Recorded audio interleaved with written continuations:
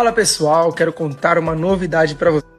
মাঝমাঠ থেকে ৮ জনকে কাটিয়ে রদ্রিগোজের এ কেমন অবিশ্বাস্য গোল, যা দেখে লাইভে এসে নেইমার জুনিয়র বলেন, রদ্রিগোজ আমার জার্সি তুই মান না রাখলে খবর ছিল তোর।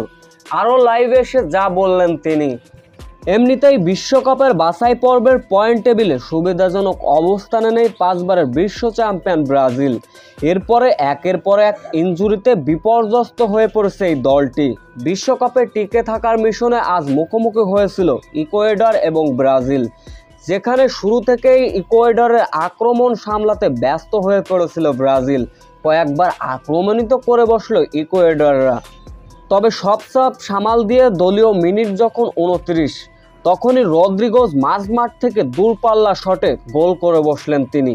তবে গোল পাওয়াটা অতটা সহজ হয়নি।